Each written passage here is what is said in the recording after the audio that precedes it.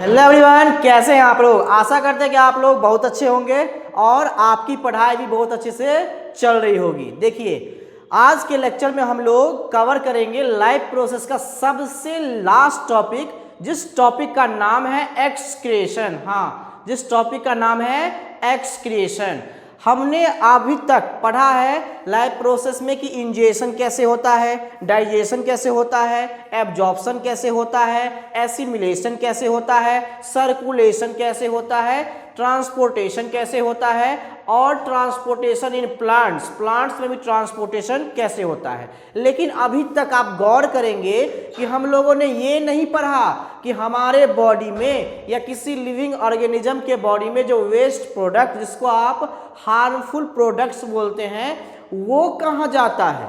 क्योंकि सभी चीज़ तो हम खा रहे हैं, चावल खा रहे हैं, दाल खा रहे हैं, सब्जी खा रहे हैं, तो जो चीज़ डाइजेस्ट हो जाता है और जो चीज़ डाइजेस्ट नहीं हो पाता है, जो अनडाइजेस्टेड फूड बच जाता है, वो आखिर में कैसे रिमूव किया जाता है हमारे बॉडी से या किसी भी लिविंग ऑर्गेनिज्म के बॉडी से। तो आइए हम आज की वीडियो में एक्सक्रीशन टॉपिक पढ़ने जा रहे हैं, जिसमें आपको पूरा डायग्राम के थ्रू हम बताएंगे कि एक्चुअली में एक्सक्रीटरी सिस्टम किसे कहा जाता है और एक्सक्रीटरी सिस्टम में कौन से एक्सक्रीटरी ऑर्गन के बारे में हम लोग जानते हैं, हम लोग पढ़ते हैं कि कौन से एक्सक्रीटरी ऑर्गन जो हमारे शरीर के अंदर, बॉडी के अंदर जो वेस्ट प्रोडक्ट्स बना हुआ है उसको हमारे बॉडी से ईजिली रिमूव कर देता है, उसके बारे में पढ़ेंगे। उसका कुछ स्मॉलर यूनिट्स पढ़ेंगे, कुछ लेवलिंग पढ़ेंगे, जो डायग्राम में कुछ लेवलिंग पूछता है कभी कभार सीबीएसई बोर्ड में,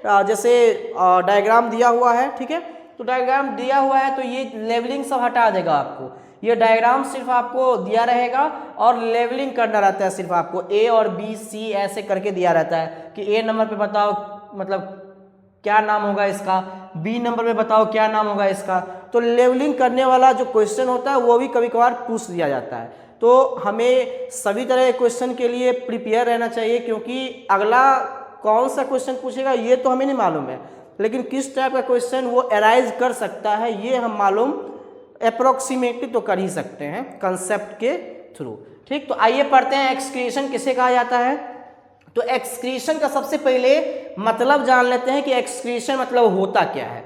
हमारे बॉडी में जो भी वेस्ट प्रोडक्ट्स है उसको बॉडी से बाहर निकालना कहलाता है एक्सक्रीशन। ऐसा प्रोसेस जिसमें हार्मफुल मेटाबॉलिक वेस्ट को, अब मेटाबॉलिक वर्ड यूज कर दिया है, देखिए मेटाबॉलिक वर्ड देख के कितने लोग को मतलब ऐसा मन में आ रहा होगा कि सर मेटाबॉलिक मतलब होता क्या है। तो हम आप लोग को बताए होंगे कि हमारे अंदर जितने भी केमिकल रिएक्शंस होते हैं उसको एक साथ हम लोग मेटाबॉलिक रिएक्शंस बोलते हैं। क्या बोलते हैं? Metabolic reactions. जितने भी केमिकल रिएक्शंस हमारे बॉडी में होते हैं उसको एक साथ हम लोग मेटाबॉलिक रिएक्शंस बोलते हैं। अब केमिकल रिएक्शन हो रहा है, मेटाबॉलिक रिएक्शन हो रहा है, तो यूजफुल प्रोडक्ट ही बन रहा होगा क्या? नहीं, यूजफुल प्रोडक्ट के साथ साथ कोई बाय प्रोडक्ट भी बनता है, वेस्ट प्रोडक्ट भी बनता है। अरे मान लो कोई एक्सपेरिमेंट हम लोग करते हैं, तो एक्सपेरिमेंट करते हैं तो हमारे मनचाहे मतलब हमारे फायदे के लिए भी चीज़ें बनती है और उसके साथ साथ कुछ वेस्ट प्रोडक्ट भी बन जाता है। तो वेस्ट प्रोडक्ट को हम अपने बॉडी के अंदर रखते हैं क्या? या वेस्ट प्रोडक्ट जो एक्सपेरिमेंटली हमको ऑब्टेन हुआ है उसको तो नहीं हम लोग रखते हैं, उसको हम लोग रिलीज कर देते हैं, रिमूव कर देते हैं, थ्रोन आउट कर देते हैं। इसी प्रकार से हमारे बॉडी में मेटाबॉलिक वेस्टेज, मेटाबॉलिक रिएक्शन के थ्रू जो कुछ वेस्टेज बनते हैं उसको मेटाबॉलिक वेस्ट कहा जाता है, जो हार्मफुल होता है हमारे बॉडी के लिए। हमारे बॉडी के लिए बिल्कुल फायदेमंद नहीं होता है, ये बहुत हार्मफुल होता है, इसीलिए हम अपने बॉडी से इसको रिलीज कर देते हैं, रिमूव कर देते हैं। वही जो प्रोसेस है बॉडी से मेटाबॉलिक वेस्टेज को बाहर निकालने का, उसको एक्सक्रीशन कहा जाता है। क्या कहा जाता है? एक्सक्रीशन। आप लोग को समझ में आ गया होगा कि एक्सक्रीशन किसे कहते हैं। सिंपल सा है सर, अपने बॉडी में जो वेस्ट प्रोडक्ट बना उसको अपने बॉडी से निकालना, बहुत ज़रूरी है। अगर नहीं निकालेंगे तो हमारे बॉडी को इफ़ेक्ट पहुंचाएगा, क्योंकि ये हार्मफुल होता है, हमारे बॉडी के लिए कोई फ़ायदेमंद नहीं है। और जो चीज़ हमारे फ़ायदेमंद नहीं हो, जो चीज़ हमें फ़ायदा नहीं करे, उसे हम अपने बॉडी से निकाल देंगे। क्यों रखेंगे बॉडी में? अगर मान लो हमें एप्पल से फ़ायदा है, डॉक्टर कहते हैं ना, it's an apple a day keeps doctor away, ऐसे किताब में लिखा रहता है कि it's an apple a day keeps doctor away. इसका मतलब समझते हैं कि आप हर एक रोज एप्पल खाइए और डॉक्टर से दूर रहिए, मतलब डॉक्टर के पास नहीं जाना पड़ेगा, क्योंकि एप्पल खाने से हमें विटामिन सी, इसके बाद जो लंग्स से रिलेटेड कॉजेज होते हैं उससे हमें छुटकारा मिलता है। लंग्स में बहुत फायदेमंद होता है एप्पल, ठीक है, इसीलिए बोलता है एप्पल खाओ, अनार खाओ, ठीक है, तो हमारे लिए बेटर है। अगर एप्पल ही यहाँ हमें नुकसान पहुँचाने लगे तो हम खाएंगे उसको? नहीं खाएंगे। तो जो भी वेस्टेज है वो हमारे बॉडी में एक्यूमुलेट ना हो, उसका जमाव ना हो हमारे मतलब बॉडी के अंदर, तो इसके लिए हम क्या करेंगे, उसको अपने बॉडी से बाहर निकालेंगे। और जिस प्रोसेस के थ्रू उस वेस्टेज को, उस हार्मफुल वेस्ट प्रोडक्ट को हम अपने बॉडी से बाहर निकालते हैं, उस हार्मफुल मेटाबॉलिक वेस्ट को क्या कहते हैं? एक्सक्रीशन कहा जाता है। अब बात आती है कि सर एक्सक्रीशन में ऐसा कौन सा ऑर्गन होता है, कौन सा ऐसा सिस्टम होता है जिनमें लोग काम करके, जिनमें थिंग्स काम करके ये एक्सक्रीशन का प्रोसेस करवाता है। जैसे देखो, ऑनलाइन प्लेटफॉर्म की मदद से समझाते हैं। एग्जाम्पल के रूप में, कोई वीडियो अगर डालता है ऑनलाइन प्लेटफॉर्म पे, जो चीज़ें मॉडर्न में चल रही है अभी, कोई वीडियो अगर डालता है तो उसके पीछे सिर्फ वीडियो बनाने वाले की मेहनत नहीं होती है, उसके पीछे एडिटर का मेहनत होता है, उसके पीछे जो थंबनेल लगाता है उसका मेहनत होता है, उसके पीछे जो कंटेंट तैयार करता है उसका मेहनत रहता है। तो सबका बराबर बराबर मेहनत रहता है, मतलब एक ही आदमी मिलके पूरे चीज़ को, पूरे प्लेटफॉर्म को हैंडल नहीं करता है। In the same way kidney जो है, उस किडनी में बहुत सारे चीज़ होते हैं, जैसे आपका यूरेटर होता है, नेफ्रॉन होता है, ग्लोमेरुलस होता है, बहुत सारे फिल्ट्रेशन यूनिट्स होते हैं जो आपस में मिलके इस प्रोसेस को, एक्सक्रीशन प्रोसेस को अंजाम देते हैं। तो ये अकेला जो एक्सक्रीशन का जो प्रोसेस है, वो अकेला किडनी ऐसे कह देने से नहीं होगा कि किडनी हमारे वेस्ट प्रोडक्ट को बॉडी से बाहर निकाल लेता है, ऐसा नहीं होता है। ये बहुत कॉम्प्लेक्स प्रोसेस है। इसमें यूरिन का फॉर्मेशन होता है, यूरिया को बाहर निकाला जाता है, क्योंकि यूरिया हमारे बॉडी में जैसे ही रहेगा हमारे लीवर को इफेक्ट करेगा।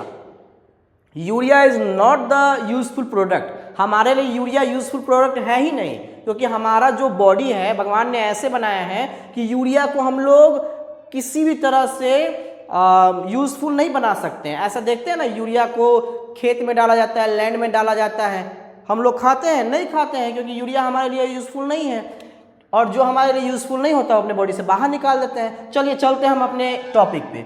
तो एक्सक्रीटरी सिस्टम में ह्यूमन बींग्स की स्पेशली बात करें तो एक्सक्रीटरी सिस्टम में हमारे पास 4 चीज होता है। कितना होता है?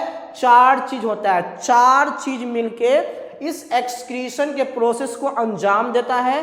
4 थिंग्स मिलके इस एक्सक्रीशन के प्रोसेस को पूरा करता है। पहला है एक पेयर ऑफ किडनी। अगर कहीं क्वेश्चन आए कि ह्यूमन बींग्स में कितने किडनी पाए जाते हैं तो एक पेयर, कितना? 1 pair of kidney are present inside the human beings. दूसरी बात, यूरिनरी ब्लैडर पाया जाता है। यूरिनरी ब्लैडर का क्या काम होता है तो सुनिए, हमारे अंदर जो वेस्ट प्रोडक्ट होता है उसको तो हम ऐसे ही रिलीज नहीं कर सकते हैं, उसको किसी रूप में रिलीज किया जाएगा। या तो आप पसीना के थ्रू उस वेस्ट प्रोडक्ट को निकाल दीजिए, या आप यूरिन के थ्रू उस वेस्ट प्रोडक्ट को निकाल दीजिए। तो हमारा किडनी क्या करता है? यूरिन के थ्रू वेस्ट प्रोडक्ट को बाहर निकालता है। किस वेस्ट प्रोडक्ट को? यूरिया को। अब उस वेस्ट प्रोडक्ट को बाहर निकालना है तो कोई ऐसा चीज होना चाहिए जहां जमा कर सके। यूरिनरी ब्लैडर में यूरिन को स्टोर किया जाता है ताकि वहां से यूरेथ्रा से पास आउट हो सके। ठीक, इसके बाद का हमारा आता है एक पेयर ऑफ यूरेटर। ये ऐसा आपका स्ट्रक्चर होता है जो यूरिनरी ब्लैडर तक इसको ले जाता है यूरिन को। ठीक, इसके बाद सबसे लास्ट आता है हमारा यूरेथ्रा। मतलब 4 चीजें मिलकर किडनी सिर्फ कहने से नहीं, 4 चीजें किडनी में ऐसी चीज होती है जो इस प्रोसेस को अंजाम देता है, इस प्रोसेस को कंप्लीटली वेरीफाइड करता है। ठीक, आइए डायग्राम की मदद से समझ लेते हैं कि किडनी में क्या क्या चीज होता है। ये जो आपको दिख रहा है पियर शेप का, ये आपका किडनी है। क्या है? किडनी। ऐसा बोला जाता है पियर शेप है। ये आपका किडनी है दोनों तरफ। हम इसको राइट किडनी लिखे हैं, इसको लेफ्ट किडनी लिखे हैं। कोई कह रहा होगा नहीं सर ये राइट किडनी है ये लेफ्ट किडनी है। तो सुनो, बायोलॉजी में मतलब सब जगह के लिए एक फंडा बता देते हैं कि जब भी आप कोई डायग्राम को देखते हैं तो उसके सामने खड़े हो जाइए। ऐसे खड़े हो गए और जो ये आपका राइट हैंड साइड है वो जो डायग्राम होगा उसका राइट साइड होगा और ये लेफ्ट जो होगा वो डायग्राम का लेफ्ट होगा। ह्यूमन स्केलेटन को ही रिस्पेक्ट मान के, इसको ही स्टेशनरी ऑब्जेक्ट मान के किसी डायग्राम का right hand side and left hand side select किया जाता है। तो ये हमारा राइट हैंड साइड है तो ये हो जाएगा राइट किडनी, और ये हमारा लेफ्ट हैंड साइड है तो ये हो जाएगा लेफ्ट किडनी। ये सभी जगह एप्लीकेबल है बायो में, ठीक है। इसके बाद हमारे पास दो किडनी, तो एक राइट किडनी एक लेफ्ट किडनी। चलिए इसके बाद हम अगर किडनी के अंदर आते हैं तो किडनी के अंदर एक अंदर की ओर आपका स्पेस दिख रहा होगा और एक बाहर की तरह स्पेस दिख रहा होगा। जो बाहर की तरह स्पेस है ये वाला स्पेस उसको कहते हैं कॉर्टेक्स। क्या कहते हैं? कॉर्टेक्स। और ये जो अंदर की तरह स्ट्रक्चर है उसको बोलते हैं मेडुला। मेडुला में कुछ रेज होते हैं इसीलिए उसको मेडुलरी पिरामिड कहा जाता है। क्या कहा जाता है? पिरामिड, क्योंकि पिरामिड के स्ट्रक्चर का होता है, ठीक। इसके बाद अगर बात करें ट्यूब लाइक स्ट्रक्चर की तो एक होता है रीनल आर्टरी और एक होता है रीनल वेन्स। ये आपको दिख रहा होगा, ये जो पाइप है ये नीचे वाला इसको कहते हैं रीनल वेन, और ये जो ऊपर वाला पाइप है इसको बोलते हैं renal artery.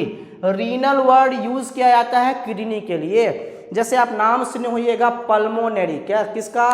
Pulmonary. Pulmonary use किया जाता है लंग्स के लिए। जैसे आप नाम सुने होइएगा कार्डियक, कार्डियक यूज किया जाता है हार्ट के लिए, क्योंकि आप जाते हैं किसी हॉस्पिटल में जाते हैं और आपको अगर हार्ट में दिक्कत है तो आप हार्टोलॉजिस्ट नहीं कहते हैं।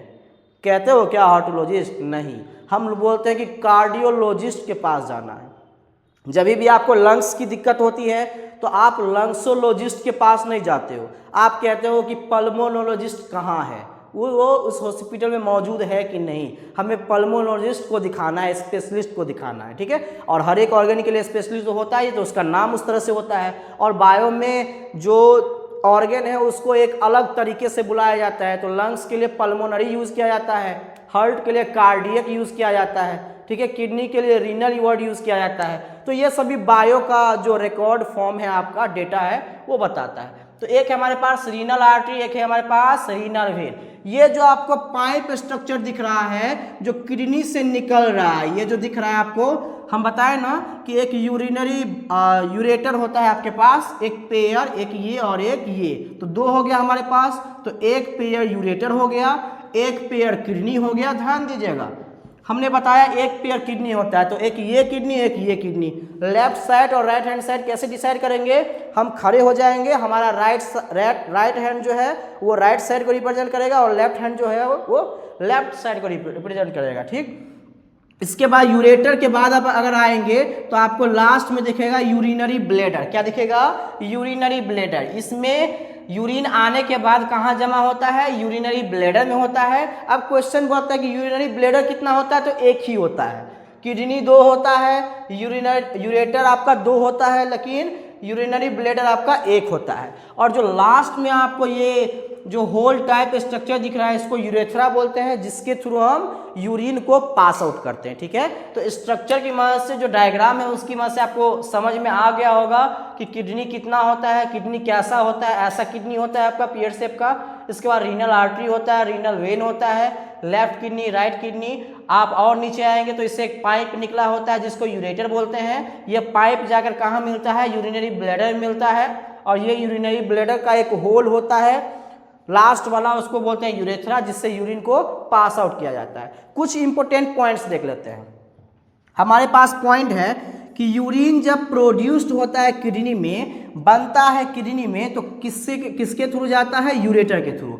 मान लीजिए इसमें यूरिन का फॉर्मेशन हो रहा है, किसका? यूरिन का। तो कहाँ यूरिन का फॉर्मेशन हुआ? किडनी में हुआ।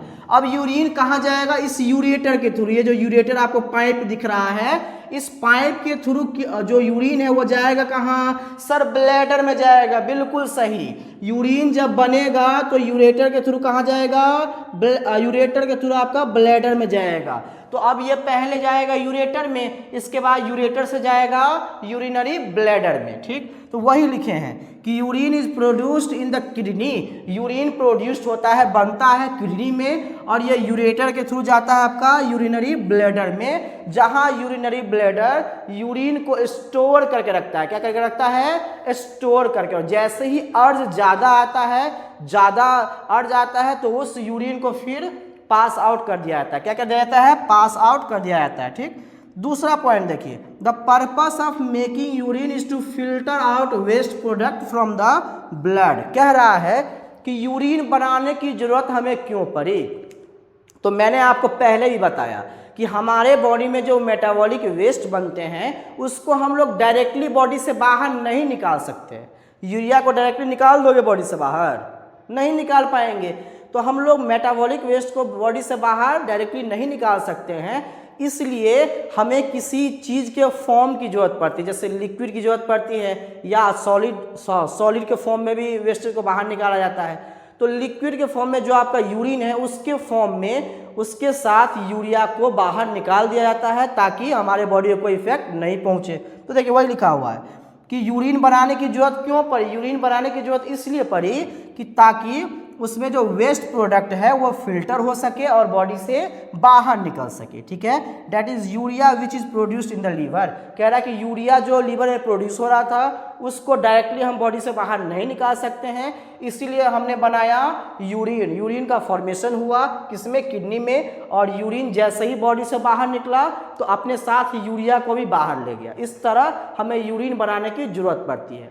तो क्वेश्चन यहाँ आ सकता है कि what is the purpose of formation of urine, urine बनाने का पर्पस क्या है। तो आंसर ये रहेगा कि यूरिन बनाने का पर्पस है to filter out waste product from the blood, blood से वेस्ट प्रोडक्ट को फिल्टर करना, ताकि यूरिया जो है जो लीवर में प्रोड्यूस हो रहा है वो हमारे बॉडी से बाहर निकल जाए। ठीक, तीसरा पॉइंट देखिए, each kidney has large number of filtration unit.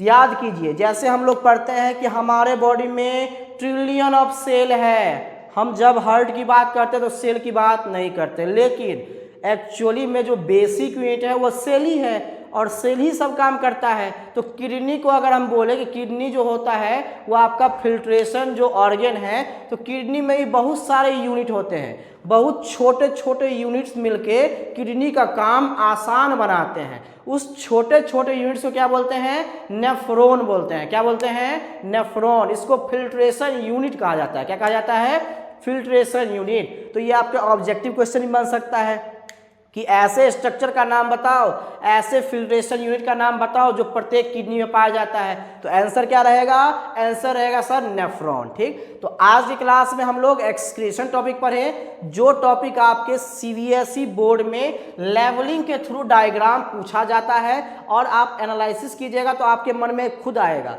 कि ऐसे आपको डायग्राम दे देगा, ये कुछ नहीं लिखा रहेगा, कुछ लेवलिंग नहीं किया रहेगा, ऐसे सिर्फ डायग्राम दे देगा, यहाँ ए दे देगा, यहाँ बी दे देगा, और पूछेगा कि ए पोजीशन का नाम क्या है, बी पोजीशन का नाम क्या है, सी पोजीशन का नाम क्या है।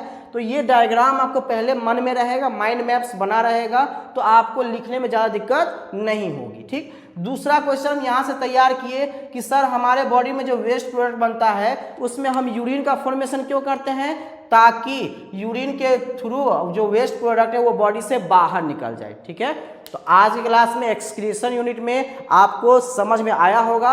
अगर कोई क्वेश्चन हो आपके मन में तो आप कमेंट सेक्शन में पिन कर दीजिएगा अपना कमेंट, मैं आपका कमेंट और जो क्वेश्चन रहेगा उसका आंसर देने का पूरा कोशिश करूंगा। तब तक के लिए आप बने रहिए चैनल पर। Thank you.